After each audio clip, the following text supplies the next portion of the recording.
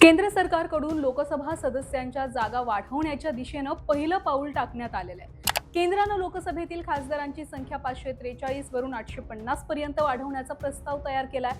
या विधेयकाचा मसुदा खासदारांना देण्यात आलाय।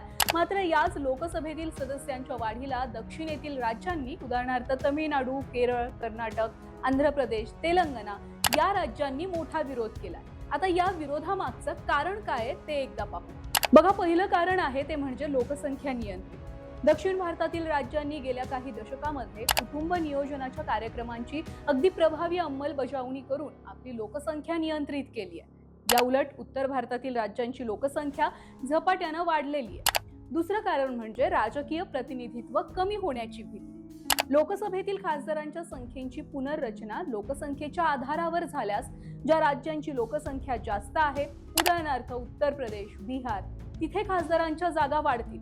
परिणामी संसदेमध्ये दक्षिण भारताचा आवाज आणि राजकीय प्रभाव हा कमी होणार आहे। त्यामुळेच आता दक्षिण भारतातील खासदार संसदेमध्ये मुद्दा मांडतायत की लोकसंख्या नियंत्रण आणि शिक्षणात चांगलं काम केलं त्याची शिक्षा म्हणून आमचे संसदेमधील प्रतिनिधित्व कमी केलं जात आहे का।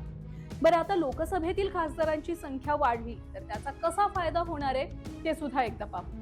बघा, 1971 मध्ये भारताची लोकसंख्या साधारणतः 55 कोटी होती, जी आता 140 कोटींच्या पार गेली आहे। एका खासदाराच्या मतदारसंघामध्ये मतदारांची संख्या प्रचंड वाढली आहे। संख्या वाढल्यास खासदारांना आपल्या क्षेत्रातील लोकांकडे जास्त लक्ष द्यायला, वैयक्तिक लक्ष द्यायला वेळ मिळत नाहीये।